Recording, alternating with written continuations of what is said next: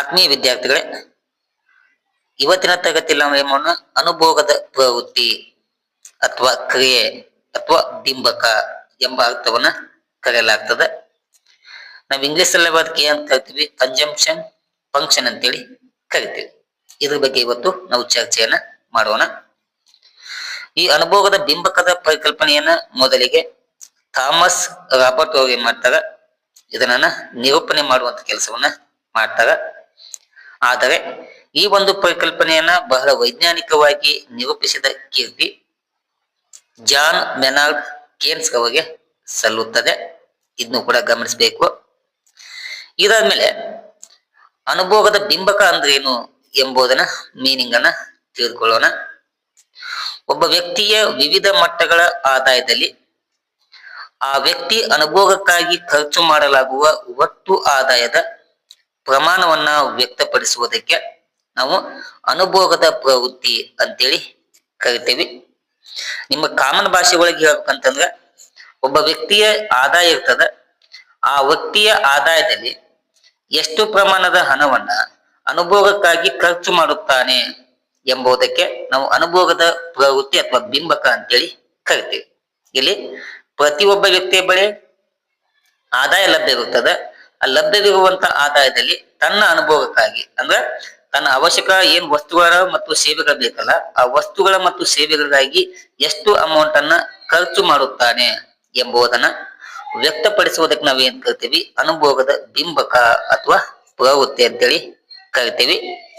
ಈ ಅನುಭೋಗದ ಬಿಂಬಕವು ಅನುಭೋಗ ಮತ್ತು ಆದಾಯದ ನಡುವಿನ ಸಂಬಂಧವನ್ನ ವ್ಯಕ್ತಪಡಿಸುವಂತದ್ದು ನಾವಿಲ್ಲಿ ನೋಡಬಹುದು. ಅದಕ್ಕಾಗಿ C is equal to function of Y ಅಂತೇಳಿ, ಸಿ ಅಂತಂದ್ರ ವ್ಯಕ್ತಿಯ ಅನುಭೋಗ, ವಾಯ್ ಅಂತಂದ್ರ ವ್ಯಕ್ತಿಯ ಆದಾಯ, ನಡುಮಧ್ಯೆ ಇರುವಂತ ಎಫ್ ಇದು ಅನುಭೋಗ ಮತ್ತು ಆದಾಯದ ನಡುವಿನ ಸಂಬಂಧವನ್ನ ವ್ಯಕ್ತಪಡಿಸ್ತದ. ಇಷ್ಟೆಲ್ಲ ಆದ್ಮೇಲೆ ಇಲ್ಲಿ ನೋಡ್ರಿ, ಆದಾಯವು ಹೆಚ್ಚಳವಾದಂತೆ ಅನುಭೋಗವು ಕೂಡ ಹೆಚ್ಚಳವಾಗುತ್ತದೆ. ನೋಡ್ರಿ, ಈಗ 10,000 ರೂಪಾಯಿ ಇದ್ದಂತ ಇನ್ಕಮ್ 20,000 ರೂಪಾಯಿ ಇನ್ಕಮ್ ಆತಂದ್ರ ಎಷ್ಟು, 20,000 ಆದ್ರ 10,000 ರೂಪಾಯಿ ಇದ್ದಂತ ಇನ್ಕಮ್ ಒಳಗ ಆತನ ಅನುಭೋಗದ ಪ್ರಮಾಣ 10% ಇರ್ತದ.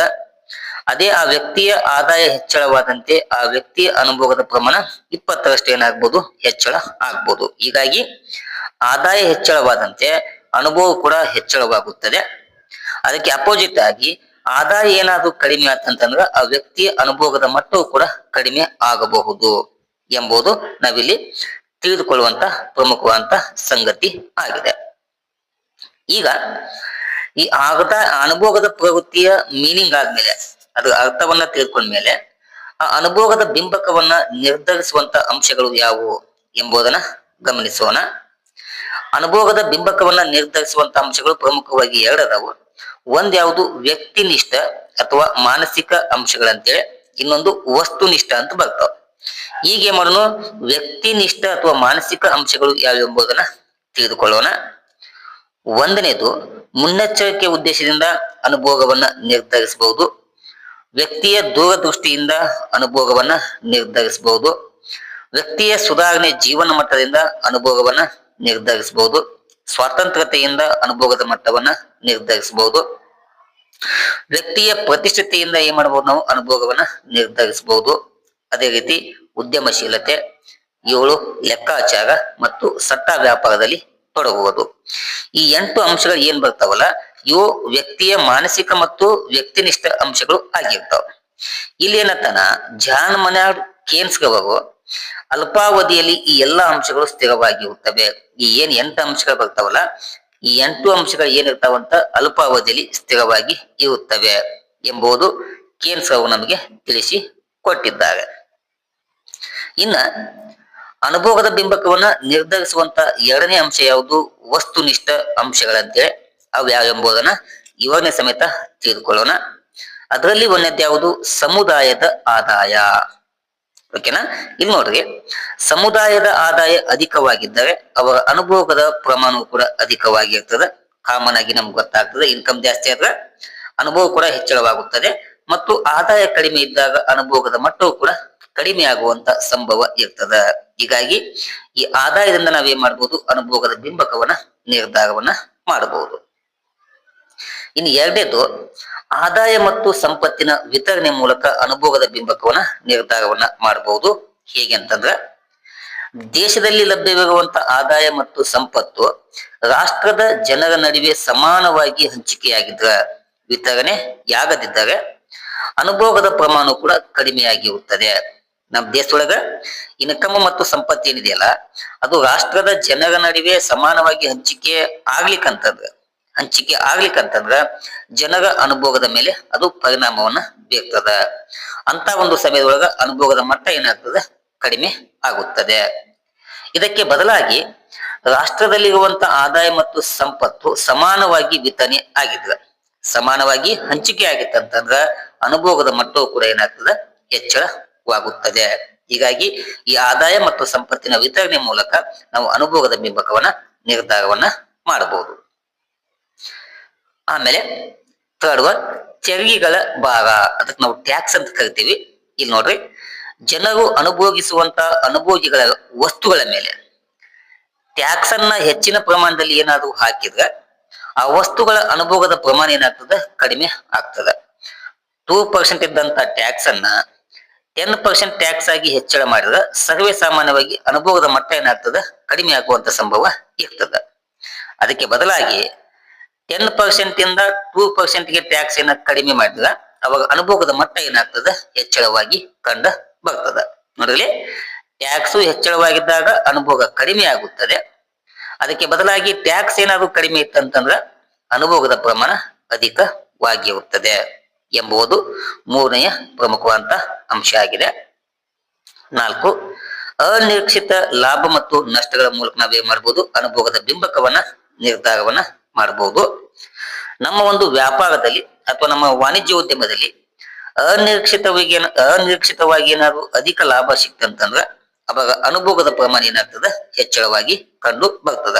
ನಮಗೇನಾದ್ರು ಅಧಿಕ ಪ್ರಮಾಣದಲ್ಲಿ ಲಾಭ ಸಿಕ್ತಂತಂದ್ರ ಆ ಸಿಕ್ಕಂತ ಲಾಭವನ್ನ ನಾವೇನ್ ಮಾಡ್ತೀವಿ, ಅನುಭೋಗದ ಮೇಲೆ ಖರ್ಚು ಮಾಡುವಂತ ಸಂಭವ ಇರ್ತದ. ಹೀಗಾಗಿ ಆ ಒಂದು ಸಮಯದಲ್ಲಿ ಅನುಭೋಗದ ಪ್ರಮಾಣ ಹೆಚ್ಚಳವಾಗಿರುತ್ತದೆ. ಒಂದು ವೇಳೆ ಏನಾದ್ರು ಉದ್ಯಮಗಳಿಗೆ ಮತ್ತು ವಾಣಿಜ್ಯೋದ್ಯಮಗಳಿಗೆ ನಷ್ಟ ಅನುಭವಿಸ್ತಂತಂದ್ರ ಅವಾಗ ಅನುಭೋಗದ ಪ್ರಮಾಣ ಹೆಚ್ಚಳವಾಗುವುದರ ಬದಲು ಕಡಿಮೆ ಆಗುವಂತ ಸಂಭವ ಇರ್ತದ. ಇದು ನಿರ್ಧರಿಸುವಂತ 4ನೆಯ ಅಂಶ. 5, ಭವಿಷ್ಯದ ಬಗ್ಗೆ ನಿರೀಕ್ಷಣೆಯನ್ನ ಮೂಲಕ ನಾವೇನ್ ಮಾಡಬಹುದು, ಅನುಭೋಗದ ಬಿಂಬಕವನ್ನ ನಿರ್ಧಾರವನ್ನ ಮಾಡಬಹುದು. ಇಲ್ಲಿ ನೋಡ್ರಿ, ಜನರು ಉತ್ತಮ ಭವಿಷ್ಯದ ನಿರೀಕ್ಷೆಯನ್ನ ಹೊಂದಿದ್ದರೆ ಅವರು ಹೆಚ್ಚು ಹಣವನ್ನ ಉಳಿತಾಯ ಮಾಡಲು ಮುಂದೆ ಬರುವುದರಿಂದ ಅನುಭೋಗದ ಪ್ರಮಾಣ ಕಡಿಮೆ ಆಗ್ತದ. ನಾವು ಮುಂದಿನ ದಿನಮಾನಗಳಲ್ಲಿ ನಮ್ಮ ಜೀವನವನ್ನ, ನಮ್ಮ ಭವಿಷ್ಯವನ್ನ ರೂಪಿಸಿಕೊಳ್ಳುವ ಸಲುವಾಗಿ ಹೆಚ್ಚಿನ ಹಣವನ್ನ ನಾವು ಈಗ ಉಳಿತಾಯ ಮಾಡಿದ್ರೆ ಸದ್ಯದಲ್ಲಿ ಏನಾಗ್ತದ, ಅನುಭೋಗದ ಪ್ರಮಾಣ ಕಡಿಮೆ ಆಗ್ತದ. ಏನೋ ಸಿಂಪಲ್ ಐತಿ. ನಮ್ಮ ಮುಂದಿನ ಜೀವನದ ಭವಿಷ್ಯಕ್ಕಾಗಿ ಪ್ರಸ್ತುತ ನಮ್ಮ ಬಳಿ ಇರುವಂತಹ ಹಣವನ್ನ ನಾವು ಉಳಿತಾಯ ಮಾಡಿದ್ರೆ, ಹೆಚ್ಚಿನ ಪ್ರಮಾಣದ ಹಣವನ್ನ ಉಳಿತಾಯ ಮಾಡಿದ್ರೆ ಅವಾಗ ಅನುಭೋಗಕ್ಕೆ ಖರ್ಚು ಮಾಡುವಂತ ಹಣ ಏನಾಗ್ತದ, ಕಡಿಮೆ ಆಗ್ತದ. ಹೀಗಾಗಿ ಈ ಭವಿಷ್ಯದ ದೃಷ್ಟಿಕೋನವನ್ನ ಇಟ್ಕೊಂಡು ಕೂಡ ನಾವೇನ್ ಮಾಡಬಹುದು, ಈ ಅನುಭೋಗದ ಬಿಂಬಕವನ್ನ ನಿರ್ಧಾರವನ್ನ ಮಾಡಬಹುದು. 6th ಒನ್, ಸಾಲ ಸೌಲಭ್ಯಗಳನ್ನು ಕೂಡ ನಾವು ನಿರ್ಧರಿಸಬಹುದು. ಹೇಗೆ ಅಂತಂದ್ರ ಇಲ್ಲಿ ನೋಡ್ರಿ, ಕಡಿಮೆ ಬಡ್ಡಿ ದರದಲ್ಲಿ ಹೆಚ್ಚು ಸಾಲ ಸೌಲಭ್ಯಗಳು ನಮಗೇನಾದ್ರು ಲಭ್ಯ ಆದವು ಅಂತಂದ್ರ ಅನುಭೋಗದ ಪ್ರಮಾಣ ಹೆಚ್ಚಳ ಆಗ್ತದ. ನೋಡ್ರಿ, ಈ ಕಡಿಮೆ ಬಡ್ಡಿ ದರ ನಮಗೇನ್ ಸಾಲ ಕೊಡ್ತಾವಲ್ಲ ಬ್ಯಾಂಕುಗಳು, ಆ ಬ್ಯಾಂಕುಗಳು ನಮಗೆ ಸಾಲ ಕೊಡುವಾಗ ಕಡಿಮೆ ಬಡ್ಡಿ ದರದಲ್ಲಿ ಸಾಲ ಕೊಟ್ಟು ಅಂತಂದ್ರ ನಾವೇನ್ ಮಾಡ್ಬೋದು, ಆ ಸಾಲವನ್ನ ಪಡೆದುಕೊಂಡಂತ ಹಣವನ್ನ ಅನುಭವಕ್ಕಾಗಿ ಖರ್ಚು ಮಾಡಬಹುದು. ಅದಕ್ಕೆ ಬದಲಿಯಾಗಿ ಬಡ್ಡಿ ದರ ಏನಾದ್ರು ಹೆಚ್ಚಳವಾಗಿತ್ತಂತಂದ್ರ ಅನುಭೋಗದ ಪ್ರಮಾಣ ಕಡಿಮೆ ಆಗುವಂತ ಸಂಭವ ಇರ್ತದ. ಹೀಗಾಗಿ ಈ ಸಾಲ ಸೌಲಭ್ಯಗಳಿಂದ ಕೂಡ ನಾವೇನ್ ಮಾಡ್ಬೋದು, ಅನುಭೋಗದ ಬಿಂಬಕವನ್ನ ನಿರ್ಧಾರವನ್ನ ಮಾಡಬಹುದು. ಇನ್ನೊಂದು ಯಾವುದು 7th ಒನ್, ಬಡ್ಡಿ ದರ ಅಂತೇಳಿ. ಇಲ್ಲಿ ನೋಡ್ರಿ, ಬ್ಯಾಂಕು ಮತ್ತು ಮತ್ತಿತರ ಹಣಕಾಸಿನ ಸಂಸ್ಥೆಗಳು ತಾವು ನೀಡುವಂತಹ ಸಾಲದ ಮೇಲೆ ಕಡಿಮೆ ಬಡ್ಡಿ ದರವನ್ನ ವಿಧಿಸಿದರೆ ಅನುಭೋಗದ ಪ್ರಮಾಣ ಅಧಿಕವಾಗುತ್ತದೆ. ಇದು ಸರ್ವೇ ಸಾಮಾನ್ಯ. ನಮಗೇನ್ ಸಾಲ ಕೊಡ್ತಾರಲ್ಲ, ಆ ಸಾಲ ಕೊಡುವಂತ ಹಣಕಾಸಿನ ಸಂಸ್ಥೆಗಳು ಆ ಸಾಲದ ಹಣದ ಮೇಲೆ ಕಡಿಮೆ ಬಡ್ಡಿ ದರವನ್ನ ವಿಧಿಸಿದ್ರೆ ನಾವೇನ್ ಮಾಡ್ತೀವಿ, ಹೆಚ್ಚಿನ ಪ್ರಮಾಣದಲ್ಲಿ ಸಾಲವನ್ನ ತಗೋತೀವಿ. ಆ ಹೆಚ್ಚಿನ ಪ್ರಮಾಣದಲ್ಲಿ ಸಾಲವನ್ನ ನಾವು ತೆಗೆದುಕೊಂಡಾಗ ಆ ತೆಗೆದುಕೊಂಡಂತ ಹಣವನ್ನ ನಾವೇನ್ ಮಾಡ್ತೀವಿ, ಅನುಭವಕ್ಕಾಗಿ ಖರ್ಚು ಮಾಡ್ತೀವಿ. ಅದಕ್ಕೆ ಅಪೋಸಿಟ್ ಆಗಿ ಏನಾದ್ರೂ ಬಡ್ಡಿ ದರ ಏನಾದ್ರೂ ಹೆಚ್ಚಳವಾಗಿತ್ತಂದ್ರ ಅವಾಗ ಅನುಭೋಗದ ಪ್ರಮಾಣ ಕಡಿಮೆ ಆಗುವಂತ ಸಂಭವ ಇರ್ತದ. ಇದು ನಿರ್ಧರಿಸುವಂತ 7ನೆಯ ಅಂಶ ನೆಕ್ಸ್ಟ್ ಒನ್, ಸರಕುಗಳ ಲಭ್ಯತೆ ಮೂಲಕ ಅನುಭೋಗದ ಬಿಂಬಕವನ್ನ ನಿರ್ಧಾರವನ್ನ ಮಾಡಬಹುದು. ಜನರಿಗೆ ಅನುಭೋಗಿ ವಸ್ತುಗಳು ಯಥೇಚ್ಛವಾಗಿ ಲಭ್ಯ ಇದ್ದು ಅಂತಂದ್ರ ಅನುಭೋಗದ ಪ್ರಮಾಣ ಹೆಚ್ಚಳವಾಗ್ತದೆ. ಅವೇನಾದ್ರೂ ವಸ್ತುಗಳ ಲಭ್ಯತೆ ಪ್ರಮಾಣ ಕಡಿಮೆ ಇತ್ತಂತಂದ್ರ ಅನುಭೋಗದ ಪ್ರಮಾಣ ಕಡಿಮೆ ಆಗುವಂತ ಸಾಧ್ಯತೆ ಇರ್ತದೆ. 9, ಕೂಲಿಯ ದರದ ಮೂಲಕ ನಾವು ನಿರ್ಧಾರವನ್ನ ಮಾಡಬಹುದು. ಜನರಿಗೆ ಸಿಗುವಂತ ಕೂಲಿ ದರ ಅಧಿಕವಾಗಿತ್ತಂತಂದ್ರ ಅನುಭೋಗದ ಮಟ್ಟ ಅಧಿಕವಾಗಿ ಇರುತ್ತದೆ. ಅದಕ್ಕೆ ಅಪೋಸಿಟ್ ಆಗಿ ಏನಾದ್ರು ಕೂಲಿ ಏನಾದ್ರು ಕಡಿಮೆ ಇತ್ತಂದ್ರ ಆ ವ್ಯಕ್ತಿಯ ಅನುಭೋಗದ ಮಟ್ಟವು ಕೂಡ ಕಡಿಮೆ ಆಗುವಂತ ಸಂಭವ ಇರ್ತದೆ. ಇನ್ನು ವಸ್ತುವಿನ ಬೆಲೆಯ ಮಟ್ಟದ ಮೂಲಕ ನಾವೇನ್ ಮಾಡ್ಬೋದು, ಅನುಭೋಗದ ಬಿಂಬಕವನ್ನ ನಿರ್ಧಾರವನ್ನ ಮಾಡಬಹುದು. ಹೇಗೆ ಅಂತಂದ್ರ ಸರಕು ಮತ್ತು ಸೇವೆಗಳ ಬೆಲೆಗಳ ಮಟ್ಟ ಅಧಿಕವಾಗಿತ್ತಂತ, ವಸ್ತುವಿನ ಬೆಲೆ ಅಥವಾ ಸೇವೆಗಳ ಬೆಲೆ ಅಧಿಕವಾಗಿತ್ತಂತಂದ್ರ ಅವಾಗ ಅನುಭೋಗದ ಪ್ರಮಾಣ ಕಡಿಮೆ ಆಗ್ತದೆ. ಅದಕ್ಕೆ ಅಪೋಸಿಟ್ ಆಗಿ ವಸ್ತುಗಳ ಬೆಲೆ ಏನಾದ್ರು ಕಡಿಮೆ ಇತ್ತಂದ್ರ ಅನುಭೋಗದ ಮಟ್ಟ ಏನಾಗ್ತದೆ, ಹೆಚ್ಚಳವಾಗುವಂತ ಸಾಧ್ಯತೆ ಇರುತ್ತದೆ. ಇದು ನಿರ್ಧರಿಸುವಂತ 10ನೆಯ ಅಂಶ. 11, ಸಾಮಾಜಿಕ ಭದ್ರತಾ ಸೌಲಭ್ಯಗಳ ಮೂಲಕ ನಾವೇನ್ ಮಾಡಬಹುದು, ಅನುಭೋಗದ ಮಟ್ಟವನ್ನ ನಿರ್ಧಾರವನ್ನ ಮಾಡಬಹುದು.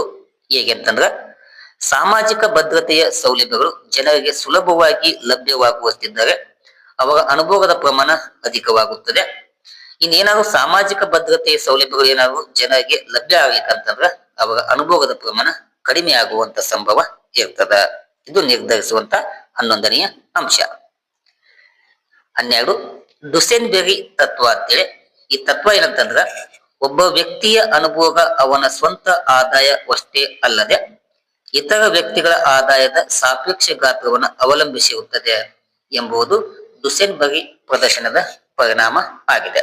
ಬೇರೊಬ್ಬ ವ್ಯಕ್ತಿಯ ಆದಾಯದಿಂದ ನಾವಿಲ್ಲಿ ಏನ್ ಮಾಡಬಹುದು, ಅನುಭೋಗದ ಬಿಂಬಕವನ್ನ ನಿರ್ಧಾರವನ್ನ ಮಾಡಬಹುದು ಎಂಬುದನ್ನ ಈ ವ್ಯಕ್ತಿ ತಿಳಿಸಿ ಕೊಟ್ಟಿದ್ದಾನೆ.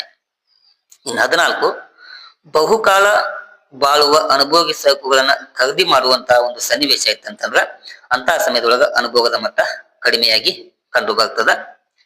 14, ಪ್ರಚಾರ ಮತ್ತು ಮಾರಾಟದ ತಂತ್ರ.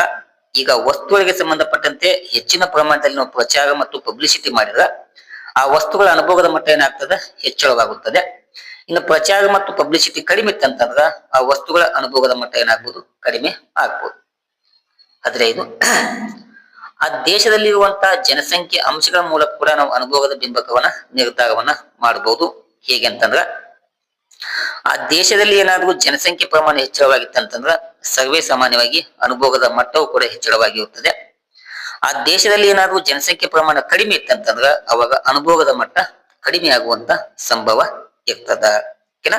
ಇಷ್ಟು ವಿದ್ಯಾರ್ಥಿಗಳೇ 15 ಅಂಶಗಳ ಮೂಲಕ ನಾವೇನ್ ಮಾಡಬಹುದು, ಅನುಭೋಗದ ಬಿಂಬಕವನ್ನ ನಿರ್ಧರಿಸುವಂತ ಅಂಶಗಳನ್ನ ನಾವು ತಿಳಿದುಕೊಳ್ಳಬಹುದು. ಓಕೆನಾ? ಮುಂದಿನ ತರಗತಿಯಲ್ಲಿ ಇದರ ಮುಂದುವರೆದ ಭಾಗವನ್ನ ಚರ್ಚೆಯನ್ನ ಮಾಡಲಾಗ್ತದ. ಇಲ್ಲಿ ತನಕ ತರಗತಿ ವೀಕ್ಷಣೆ ಮಾಡಿದ ಎಲ್ಲ ನನ್ನ ಮುದ್ದು ವಿದ್ಯಾರ್ಥಿಗಳಿಗೆ ಧನ್ಯವಾದಗಳನ್ನ ತಿಳಿಸ್ತಾ ಈ ತರಗತಿಯನ್ನ ಇಲ್ಲಿಗೆ ಮುಗಿಸ್ತೇನೆ. Thank you. ನಮಸ್ಕಾರ.